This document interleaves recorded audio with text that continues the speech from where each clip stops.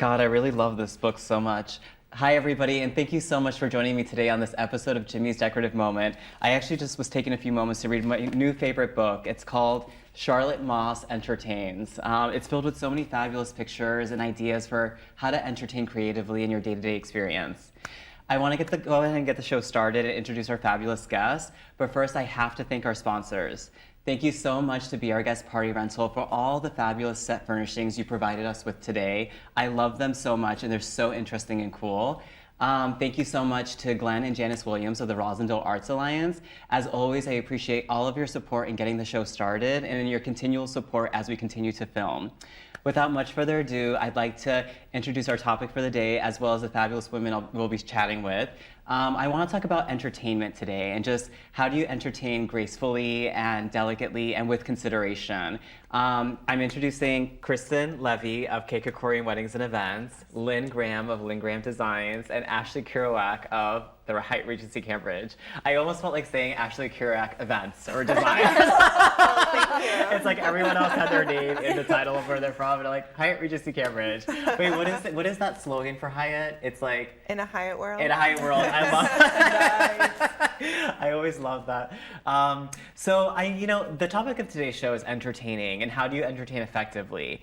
And I think I just want to walk us all through the steps of entertaining. So you're about to throw a party, you decided, you know what, I want to do an event, whether it's a birthday party or it's a mitzvah or a wedding reception or something, but there is sort of this nebulous starting point with planning an event and doing an event and thinking about an event.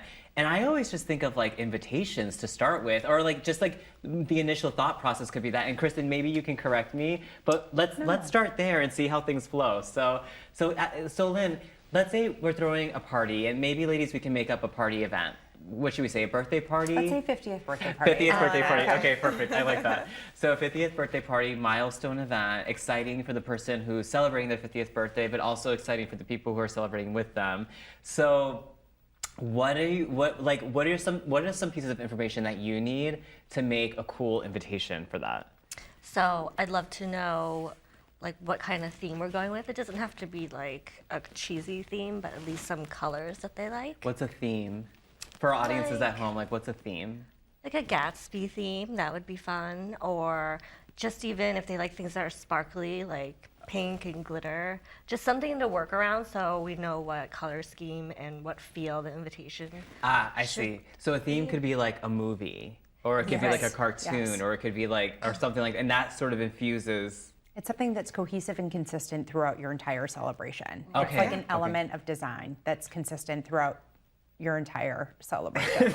It could be a flower, it could be Let's say we anything. have a sassy 50th Okay, so birthday party. I love how this is evolving. So now it's a sassy 50th birthday. Yes. And okay. she likes, these purples and Perfect. sheers. So we'd start there, and then things we'd need for the invitation would obviously be location, date,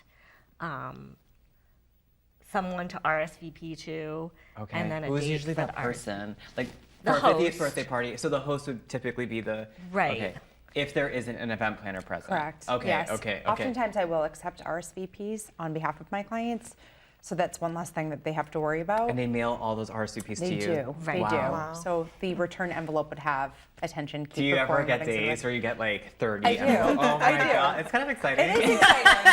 But it's really exciting didn't when know you share it that. with your I know. client and they're like, oh, they're coming. That's Right. so you have. But what a level of service to for them not to deal with that. Do you know what I mean? But the invitation process itself it's an art. It's not something I pretend I can even touch or do because there's etiquette and ways of presenting things and wording things. Exactly. I mean, I can't tell you how many times I've called Lynn and been like, do you put the black tie optional at the bottom right or is it the bottom center? There's just so many fine details, and it really is the introduction for all of your guests. It's the first thing that they're going to see for that event, so you really want to make an impact. Exactly. You want to get them excited and know what to expect. Yes. And I like to say it also dictates what they're going to wear. Yes. True. Because sometimes it can explicitly say it, black tie optional or something. Or it could give a hint to the vibe of what it's going to be, what the party's going to be like. Exactly. Okay, cool. So how long have you been doing this? For about 8 years now. Wow. Oh my gosh. So you've probably seen hundreds of invitations. Hundreds. And I make them custom, so we start from scratch from the beginning. Wow. So do you do like prototypes for our 50th birthday person? Like, would you do like, you'd meet with them, talk to them, get the feel, the design, the theme, and then do you show them like different prototypes? Like, I kind of frame it like a advertising campaign or a logo design.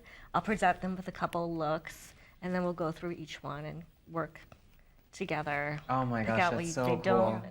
and do like, and then we'll come together with a final product that is exactly representing that event. I love that. So, you know, so really when you think of because one of the pieces of information you need is the venue. So then we should definitely move forward to a venue expert over here, Ashley. Ashley, so people approach you because they want to entertain their friends and family for events. Yes. How do you talk about events with them when they're seeing the Hyatt Regency Cambridge and they're walking through that space? Like, how do you guide them through the best ways of entertaining their friends and family? Well, the first and most important question would be how many people are coming? Sometimes people have no idea. Oh, They say anywhere from 100 to 300. Well, that could be one of our smallest ballrooms, or it could be on our 16th floor overlooking the skyline of Boston, or it can be in our giant ballroom of 7,000 square feet that can do 450. So you never know where you're going to be. So knowing how many people are coming is number one. Okay. And then it's what they want it to feel like, what they want the food to come out.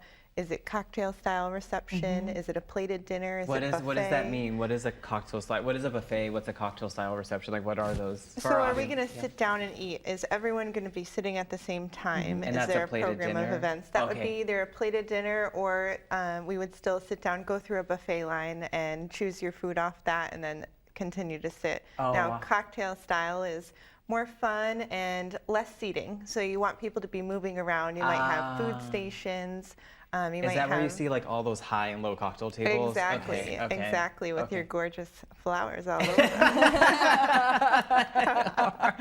Orchids, I hope. Absolutely, No. your staple. No, that's amazing. So when do you ever get to see like their invitations and things like that during the process? Sometimes I do, sometimes I don't. My most exciting times is when I get an envelope in the mail and it's their invitation. It's so much fun, and then I get to get excited, and I call They them. invite you to the wedding? Basically, it's Oh, it's oh, so that's much so fun. sweet. It's so much fun, and of course, I really make it to the dancing Your in the end. couples love you. Because I'm No, busy yeah. the whole time.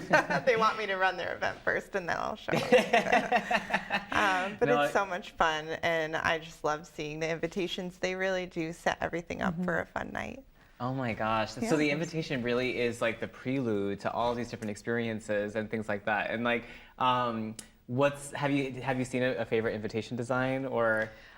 Well, being a venue with the beautiful views of Boston, my favorites are when they have the skyline on them, detail, or sometimes I've seen a couple dancing on top of the Oh, skyline. I or- love that. It's so pretty, so pretty. And then we continue to incorporate it. Actually, usually when there's an event planner, they continue the theme throughout. So it might be on the cake, it might be somewhere throughout the decor, and it always looks wonderful. I love the skyline. God, you know what's interesting? As the conversation is progressing, like what I thought was sort of the natural sequence of things is shifting and kind of welding together, because it's like, you know, it's like you're saying that, and so it's like, you know, it could start anywhere when you Yes. think about it. Yes. Like it could start, like a client could go to an event planner first, they could go to a stationer first, they could go to the venue first, or it's anything in between. So there's no real like true sequence, hard and true sequence that people go through. No, it just Yeah. it really just means you adjust your approach. So if I have a client who's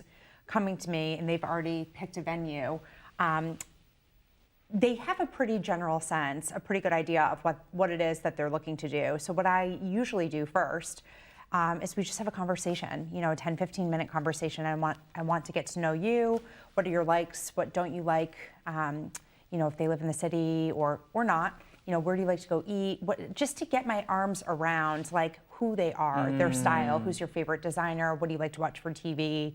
And it gives me a general idea as to, you know, where we might want to take it. Yeah. Because and it's then- like that's how you find out their likes and dislikes, and Yes. like, and that way you don't like recommend something that they don't want, but you also get a really Exactly. good picture of who they are as people and what they would kind of gravitate towards. Yes. So it's kind of that's a really hard job because you have to read people and then make guesses for them based on your intuition. So guesses is a very dangerous word. Oh, in what I do. So I think that really taking that time, that initial conversation up front and it's not my ideas. I mean, at this juncture during the process, I want to hear from them. And then my job is to present ideas for them to consider, but I'm not able to do that until I fully gain a knowledge of what it is they're looking to do. And some people come to me and they have no idea. And again, that's great too, and I'm happy to work in that capacity and help offer some direction. How do you take someone who has no idea what they want and like take them to a stationer like Lynn and Yes. like it's like a nuts to bolts like Sure. whole process. Like that to me seems so, it's intriguing, but it's a lot. It feels like a lot. It does feel like a lot, and I think that there's a very important element that we have not covered here yet today, but budget. So I think that after our first conversation of really getting to know one another, and vice versa, because this is a very personal decision, I want them to feel comfortable with me as well. So I'm an open book. But then the next conversation really is directed more so towards budget and understanding what it is they're able to invest in the celebration or entertaining, and then we can talk a little bit more about some of the design and how that would be involved with invitations. Invitations is absolutely one of the more critical items that I try and understand and nail down right away. Okay. Also, just offering like a general timeline, because we don't know what we don't know, right? So when things should be done methodically throughout the planning process, whether it's a year out or 2 years out, so that there's no anxiety at all. So Kristen, so for our 50th birthday person, Yes. I feel like what should we call them? Celebrants? Like, let's give her a name. So let's say they have decided on a theme. Let's pick a theme. What theme should I we like the pick? Gatsby theme. I like the Let's Gatsby go theme. with that. That's Perfect. cool. Perfect. And then they decided to do it on the 16th floor of the Hyatt Regency Cambridge because it has those beautiful. Love it. Why not? Yes. Yeah. What? So now it's like, okay, we have our venue. We know what our theme is gonna be. Like now we're thinking, okay, the entertainment process is now. What are we missing now? Like, what are some of the other? Like, what are we thinking about now? Floral and design. That is it's a huge piece, and there's so much that has to be reviewed during that process. So for myself, part of my service is I put together what's called mood boards, inspiration boards, however you want to reference those. And what they essentially incorporate is images of different colors, linen, if I've met with you, Yeah. Potentially a floral piece that you think might translate well in the space. And then I present that to the client, and there's essentially 2 to 3 usually comprehensive looks. Nice. And I ask them for feedback. What do you like about this? What do you hate about this? Kind of like the design of with the Exactly. yeah. Yep. Kristen, can I ask you, like, what about? Have you ever done that process? Like, would the invitation come first, or would, like, what comes? I think that defining that look and that theme makes Lynn's job Definitely. a lot easier. Okay. So So really, I think it's almost essential we nail that down, as well as the venue and the number of guests, before we even start with, and correct me if I'm wrong, drafting really an invitation, because otherwise it's just spinning her wheels. Yeah. She could put something together and then the client could say, oh wait, I'm changing the theme, if we haven't locked down that initial I'm so look. happy we rewound, like we kind of backtracked, because it's like it kind of shows like what the process actually is like, and what one would think is the process is actually there's so much more before that really should be done before thinking about hosting an event. Yes. So for our Gatsby 50th birthday celebration, Yes. what are some cool design ideas that would bring that event to life? Well, I think white orchids. I'm just gonna throw flowers I in. prefer that too, and I also think lighting is a huge It's huge. piece. Absolutely. I mean, and I think that you should touch on this because it's your event space, but what translates well. But I know that you have that gorgeous skyline. So really, I would just imagine spotlighting on the tables. Yes, so the pin spotting on the tables, maybe some uplighting around. We do have a small poles that go around the windows, and with some sheer curtains, it just adds a pop of color. So nice. some people will choose to start off during dinner, maybe with some warm lighting, and then change it to a colorful event once dancing starts, and it really shows how to that the fun is beginning, and it's time to get on the dance floor. How many weddings do you do? But lighting goes a long way. We do about 30 weddings a year. Okay, nice, Yeah, nice. and each one is very unique, and lighting is one of those key features that really makes it or breaks it. I've seen beautiful leaf lighting around, uplighting, pin spotting. There's What's so leaf many lighting? things. So just like the where they literally project leaves on the walls, or they can project anything, snow falling Stars. if it's winter time. Anything. Stars would be beautiful for our Stars would be Gatsby nice. theme. I would do stars. Absolutely. And color-wise, like immediately I go to that. I would incorporate a lot of metallics and gold. yeah, gold. And attire-wise, I would definitely do black tie. Oh, and, yeah. You know, bring Oh, I black know, I and make know. it very glamorous and Ooh, magical and yeah. You know, and so on the invitation, you could say Gatsby attire or Yes. Gatsby inspired, Yeah. so That people would could be wear like fascinators and Absolutely. things like that, or like I can't remember what those dresses are called, but like I know that Flap dresses. Flap dresses, yeah, flap dresses. So then it's like, and then so we have sort of the look of our event. We sent out the invitation, we have our venue, et cetera, et cetera, et cetera. But how do we make our guests feel welcome? Like I feel like part of the entertainment process is like creating little special things that the guests feel special, or they feel like, oh wow, they thought of this. Like what a cool little interesting detail. Like what would be that for a Gatsby event? Like. I mean, I think that you can never go wrong with offering champagne and past champagne, greeting your guests with past champagne, sparkling water, and then maybe when they come in and they're actually sitting down at their table, in addition to having a place card which directs them to which table they're at, a personal escort table or card on the table to show them or let them know where they'll be sitting. Sitting at the table, and yeah. then maybe like a little hostess gift. I think that's included. that's so nice. I think hostesses nice gifts touch. are so nice, and I Really know nice that I feel like they've faded away a little bit, in like at least in the last 2 years that I've been on my own. Like I feel like I haven't seen that, and I feel like it was always recommended you don't have to do that, you don't have to do that. But I would love to see something come back. Yes. That it's like because I've been like.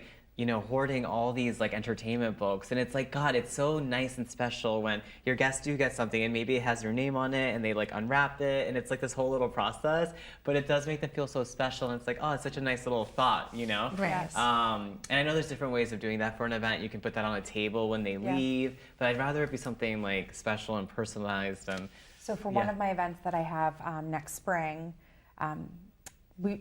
we're going to be making custom chargers, which will have the guest name Oh my engraved God. right in the charger plate. So oh my It's a gosh, personal that is touch. so cool. I love that. It's beautiful. Yeah. That is so cool. Oh my gosh, that's so cool. Everyone's gonna be like, oh my God, my name's on the plate. special. Yeah. Yeah. That is awesome. So the night of the event, they're welcomed with the drinks, and then they come into the room, and then everything else is just sort of goes from there. Like the music, obviously. So this is, really then defining your menu Right. is Oh, going to yeah. be a key element as well, to determine what type of celebration it's going to be. If it's going to be a buffet or a cocktail, a glorified cocktail reception, or more so a sit-down dinner. And then another piece of this that I have to mention is maybe some sort of entertainment element beyond, having a band. Maybe you have a special performance of some sort, like, I know. and depending on, it could be a whole assortment of things. So what I'm seeing right now is a huge and popular trend is the independent violinists who are playing a little bit more of the, I wouldn't say rap, but Yeah, like contemporary. yes, contemporary music. And they come out and they make a special performance for maybe 15, 20 minutes, and it really it awes the crowd. So it's a huge hit. So let me ask you, ladies, what do you think of we have a few minutes before we're going to go talk about our beautiful orchids, but what do you think of when you hear the phrase decorative moment? I think an irreplaceable moment, something that ignites a certain feeling that just can't be replaced. I love So whether or not that's a first look between a father and his daughter, or the bride and groom, or the groom and groom, or the bride and bride.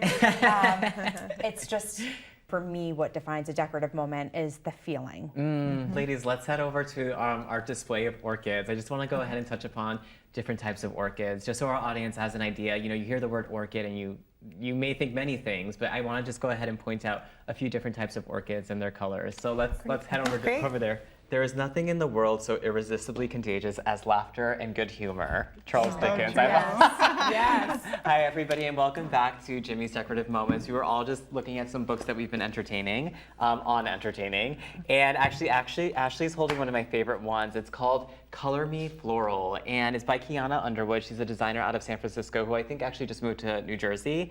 And I love the book because it's filled with so many beautiful monochromatic floral arrangements in a garden style. It's really good eye candy, so I definitely recommend picking it up or ordering it on Amazon. It's a great read.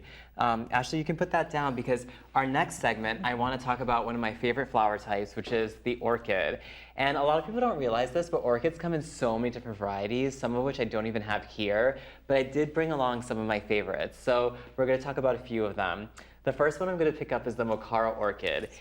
And the Mocara orchid is so beautiful. It comes in lots of different shades. It comes in yellow and burnt orange and pink and purple, which is what I'm holding in my hand.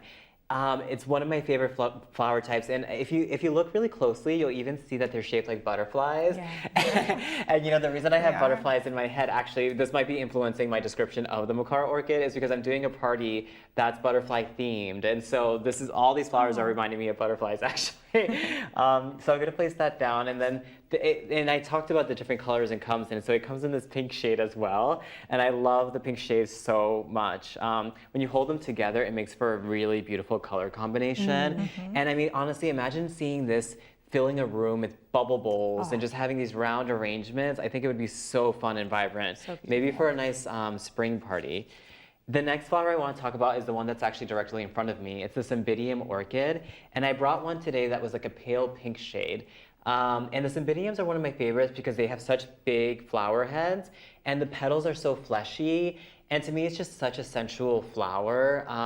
And the fun thing you can do from a design perspective, here's the design tip, is you can actually flex back the petals so they actually appear to be bigger than what they actually are, and that's what I'm doing now. I'm just flexing them back, and they're so strong. The petals are filled with so much water, but they're so strong that flexing them doesn't hurt the plant at all. Really, really beautiful. The next one I want to talk about, Lynn, if you don't mind grabbing them for me, is the Phalaenopsis orchid. The Phalaenopsis is probably the orchid you're most familiar with. Because you'll see them as house plants, or you'll see them as potted plants. So if you go to like a local supermarket like Stop and Shop or Star Market or Whole Foods, oftentimes in the flower section they have Phalaenopsis orchids displayed, and you can buy them as gifts for your friend, and they make really, really good actually hostess gifts. So if you want to thank the hostess who's invited you to this private dinner party or our private 50th Gatsby theme party, then you can go ahead and give them a potted orchid plant, and that always makes a nice gift. Jimmy, what's the lifespan on those if they are potted? If they're potted, usually they last about 3 to 4 months. You have to water them every 7 to 12 days with a tablespoon of water. Oftentimes, people will tell you to place an ice cube inside of them, but I highly discourage you from placing such a cold element inside of a tropical plant. It really is not healthy for the plant, and so just a tablespoon that has the quantity of an ice cube is really, really sufficient for that.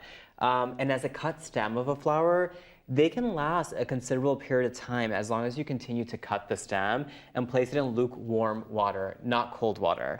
So if you have a cut orchid, this is the best thing to do. And I love it because it also comes in this light pink shade too.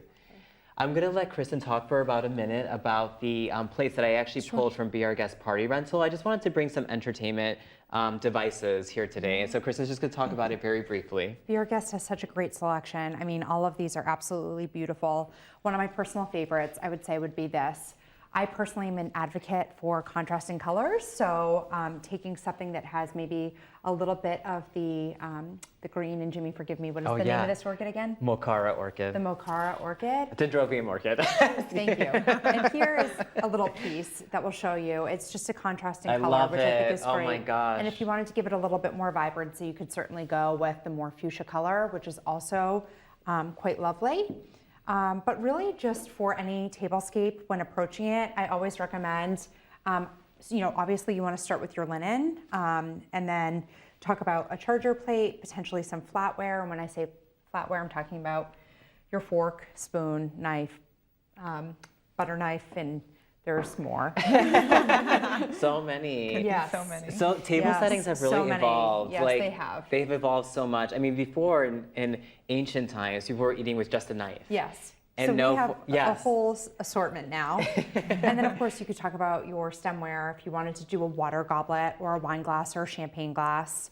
Oftentimes the venue provide all of this for you. But if you did want to source any of it, Be Our Guest has some great selections. Kristen, if we were going to pull a piece of Yes. china to go with the pink linen and all of our pink shades of orchids and purples, which of these chargers do you think would be best? Or this? Again, I just gravitate towards the green I because love I it. love the vibrant, different feel of this plate. For me, it makes a statement, and I love making a statement. So something like this is what I love would it. use to contrast against the pink linen. And then the floral does tie it all in together because there are hints, obviously, of green and pink, and I see a little purple here as well. So it's quite lovely. So you know what's funny? I think that Lynn, an invitation for this event would probably have like orchid blossoms. Do you think? That would be beautiful, and I'd love to put an orchid blossom like right on the charger, Oh, that's where so- the escrow card or the place card would be. Oh, that's so beautiful. It's so like fun and saturated with color and things like that. So, and Ashley, what type of lighting would you recommend in the room? A nice warm light. Absolutely. Okay, maybe Just like to a light highlight it. pink. Yeah, a little like we have today. theme to keep it consistent. Everyone, thank you so very much for joining us on today's episode of Jimmy's Decorative Moments. I loved having you watch and learn a few things. And thank you so much to Kristen Levy, Lynn Graham, and Ashley Kerouac for joining me today and Thank talking you. about entertainment. I think it was a really creative episode. It was so fun. We kind of, much I know, we fun. talked about, a Gatsby themed party, 50th birthday party, and sort of all the elements of designing and thinking about planning that. And then we went and talked about one of my favorite flowers, the orchid, which comes in so many different varieties and things. So before we close out the show, I just want to thank our sponsors again. Thank you so much to Be Our Guest Party Rental, especially Simone Williamson, Lisa Oberlander, and Jim Carr for your assistance in pulling all of these looks together. Thank you so much to Glenn and Janice Williams of the Rosendale Arts Alliance. I really appreciate all of your support in guiding the show and getting it started. And thank you so much to the production crew here at BNN. The show wouldn't be possible without all of the hardworking people pulling it together behind the cameras, behind the scenes, and really directing the experience. So thank you so much.